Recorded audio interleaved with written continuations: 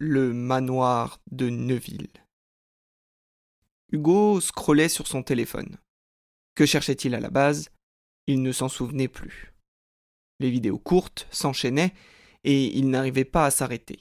Heureusement, la connexion réseau était défaillante sur cette petite route de campagne, ce qui lui fit relever sa tête de son écran et il se tourna vers sa petite amie, Jeanne, qui conduisait. Le jeune couple sillonnait les routes pour découvrir le vaste monde. Ils avaient succombé à la tendance de la van life, dont le concept était littéralement de vivre dans un van. Ils s'étaient lancés dans cette aventure quelques mois plus tôt, et même si la vie n'était pas toujours comme sur Instagram, globalement, tout allait bien pour eux. Hugo savait que c'était un équilibre fragile. Ainsi, il avait décidé de préparer quelque chose pour Halloween, la fête préférée de Jeanne. Ah mais putain, c'est ça que je cherchais. Une idée. C'est ce soir et je n'ai toujours rien, pensa-t-il en replongeant dans son téléphone. Après plusieurs minutes de recherche, il se retrouva de nouveau dans un scroll automatique et sans fin.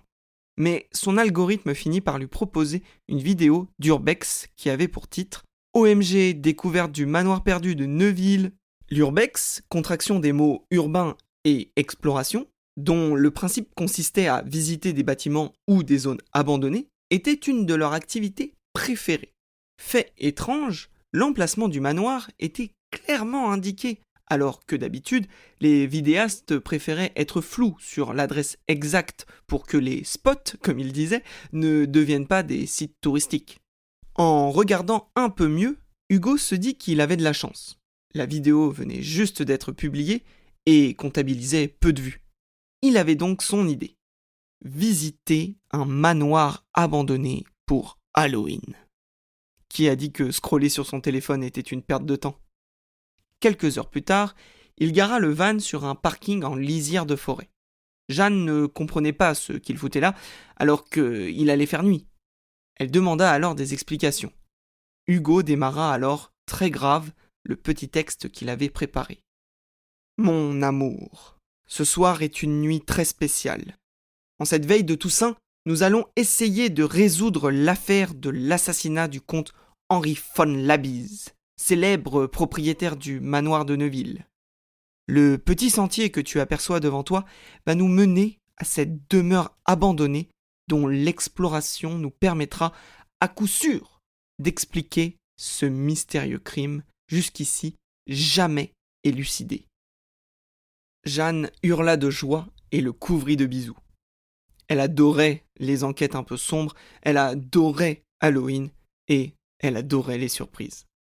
Équipés de lampes torches et de sacs en bandoulière, nos deux explorateurs s'aventurèrent alors sur le chemin menant au manoir de Neuville. Il faisait relativement doux pour une fin octobre, ce qui contrastait avec l'histoire glaçante que continuait à conter Hugo. Donc, d'après la vidéo, la baraque est abandonnée depuis une bonne centaine d'années. Ça dit aussi que, d'après les archives de la ville, elle appartenait à ce fameux comte Labise, dont j'ai mentionné l'assassinat tout à l'heure, mais ça c'était un peu pour l'effet dramatique, car, en vrai, on sait pas trop ce qui lui est arrivé à ce mec-là. C'est le genre de situation où le gars a un peu disparu du jour au lendemain, laissant ses proches sans nouvelles et un manoir à l'abandon. Et là où ça devient carrément bizarre, c'est que le manoir en question n'a, a priori, pas bougé d'un poil depuis 100 ans. C'est comme si la demeure attendait que son propriétaire rentre d'une minute à l'autre. Ils arrivèrent bientôt devant un portail en fer forgé, typique des propriétés haut de gamme de la fin du XIXe siècle. En son centre, il y avait les armoiries de la famille Labise, c'est-à-dire deux vagues parallèles qui se rejoignaient à l'extrémité et qui formaient une bouche. « Je crois que c'est là », dit Hugo. Derrière ce portail, il y avait la demeure. Et quelle demeure c'était? Cette grande bâtisse de 3 étages était coupée en son centre par une tour qui semblait être l'entrée. Eux qui vivaient dans un van, ils n'arrivaient pas à concevoir qu'un homme puisse vivre seul ici. Ils commencèrent par faire le tour du bâtiment, pour inspecter les murs et la toiture. On ne sait jamais ce qui peut vous tomber sur la gueule. Tout avait l'air clean, alors il était temps pour eux de démarrer la partie la plus intéressante, l'intérieur. La grande porte d'entrée semblait déjà entr'ouverte. En pénétrant dans le manoir, Hugo hurla d'une voix très aiguë. Il venait de se prendre une toile d'araignée sur le visage et ça l'avait surpris. En regardant autour d'eux, ils constatèrent que l'entrée en était infestée et que le réseau de toiles continuait même dans l'escalier qui menait au niveau supérieur. Jeanne se moqua gentiment de lui, mais cela ne dura pas longtemps, car ils entendirent un grand fracas qui semblait provenir de l'étage. Ils se figèrent quelques secondes sans rien dire, puis Hugo, se rappelant que l'adresse était disponible sur Internet, haussa la voix et demanda si quelqu'un était déjà en train d'explorer ce spot. Aucune réponse. Jeanne prit les devants en disant que c'était sûrement un chat qui les avait entendus arriver avec son cri de fillette. C'est ça, ou alors c'est le fantôme de la bise, qui n'est pas content qu'on soit chez lui. Bon allez, viens, faut commencer à enquêter, conclut-elle. La première pièce qu'ils inspectèrent fut le grand salon, qui était le fantasme de n'importe quelle booktokstagrammeuse, c'est-à-dire une meuf qui publie sur les réseaux sociaux ses lectures. Une grande cheminée était entourée de hautes bibliothèques, tellement hautes qu'une petite échelle permettait d'accéder aux étagères du haut. Sur la cheminée, il y avait une peinture qui était le portrait du comte Henri von Labise. Ce dernier était en costume de style victorien et sur sa tête blonde était posé un chapeau haut de forme. « Il a l'air triste », commenta Jeanne. Face à la cheminée, il y avait un grand bureau Napoléon sur lequel traînaient des tas de papiers que Jeanne commença à feuilleter. Ne sachant pas trop quoi faire, Hugo, lui, se concentra sur la bibliothèque, en faisant glisser son doigt sur les tranches des gros volumes qui la constituaient. Pléiade, philosophie, essai... rien de bien fun, pensa Hugo. Alors qu'il allait rejoindre Jeanne, son regard fut attiré par une tranche où était inscrit en lettres d'or « Mémoire d'Henri von Labise ». Il s'approcha pour le regarder, mais au moment où il le saisit, un bruit assourdissant lui vrilla les tympans et le fit tomber à terre. C'était comme si des trompettes jouaient directement dans son oreille, puis elles furent accompagnées par une femme qui hurlait « Non, rien de rien, non, je ne regrette rien ». Hugo était en position fétale avec ses doigts dans ses oreilles lorsque le phénomène s'arrêta. Il ouvrit les yeux et aperçut Jeanne, une prise électrique à la main. Je ne sais pas ce qui s'est passé, mais cette énorme enceinte s'est activée. Ah putain, ça m'a fait une de ces peurs. Qu'est-ce qu'une enceinte Bluetooth fout dans un manoir abandonné ? Hugo se releva avec les oreilles qui sifflaient et regarda autour de lui. Il commençait à regretter d'avoir proposé cette activité. Mais Jeanne avait l'air de tellement kiffer qu'il inventa. Tu veux pas qu'on sorte pour voir s'il y a quelque chose dans la cabane ou dans le garage ? Loin d'être dupe, Jeanne lui répondit. Oui, t'inquiète, cassons-nous. Moi aussi je commence à pas être hyper sereine de toute façon. Ils retournèrent donc sur leurs pas jusqu'à la porte qu'ils avaient empruntée quelques minutes plus tôt. Mais lorsque Jeanne tenta de l'ouvrir en actionnant la poignée, celle-ci ne bougea pas.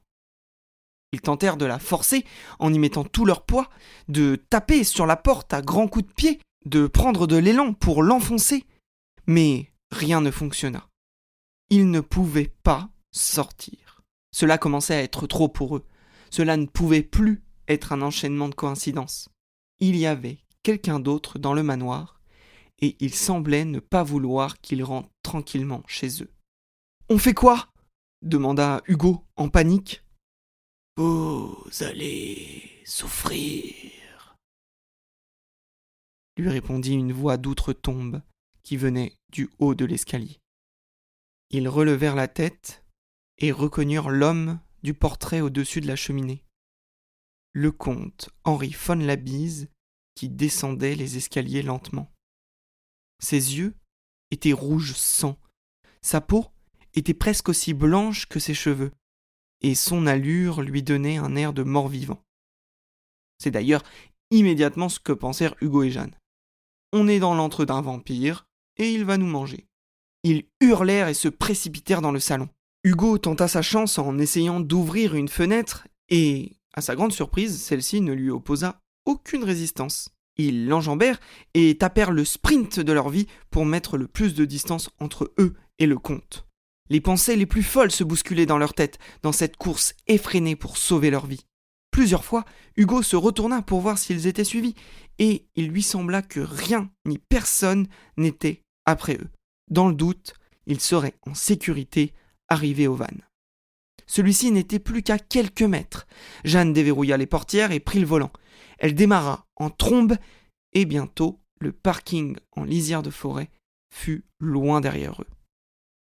Essoufflés comme ils ne l'avaient jamais été dans leur vie, ils mirent bien 10 minutes pour reprendre leur souffle et avoir de nouveau la capacité de s'exprimer. « Ah putain, mais c'était quoi ça ?» commença Jeanne. « Je sais pas, mais peut-être qu'avec ça, on va pouvoir comprendre, » répondit Hugo en sortant un gros livre de son sac. Par curiosité, il avait gardé les mémoires d'Henri von Labise. En parcourant ce livre, qui était en fait son journal intime, il découvrit l'histoire de cet homme et comprit ce qui leur était arrivé. Henri von Labise n'était pas né à la fin du XIXe siècle, comme indiqué dans la vidéo d'Urbex, ou comme le laissait penser son portrait au-dessus de la cheminée. Non, il était né au début des années 1940 et avait donc aujourd'hui 80 ans. Il avait grandi et fait des études dans la région parisienne, avait eu un boulot d'ingénieur dans une grande entreprise et était maintenant retraité. Il n'avait jamais eu ni de femme, ni d'enfant, ni d'amis d'ailleurs. Et à l'aube de sa vie, il écrivait que la solitude lui pesait. Alors, il avait eu l'idée d'attirer des gens en postant une vidéo de son manoir sur internet en le présentant comme abandonné. Il trouvait ça très amusant de faire peur à des jeunes gens et au moins ça lui ferait de la compagnie. Hugo et Jeanne discutèrent toute la nuit et au petit matin, ils reprirent le chemin vers le manoir de Neuville. Cette fois, ils n'entrèrent pas directement, mais toquèrent à la porte.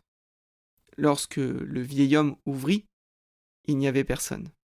Juste son vieux journal sur le paillasson. Et à l'intérieur, il y avait un mot qui disait « Merci pour l'Halloween le plus terrifiant de notre vie ». Merci d'avoir écouté cette histoire. Si vous l'avez aimée, n'hésitez pas à la partager et mettre 5 étoiles sur votre application de podcast. Enfin, si vous aimez les histoires de Papy Pierrot et que vous en voulez d'autres, faites-le moi savoir en commentaire. Merci à vous.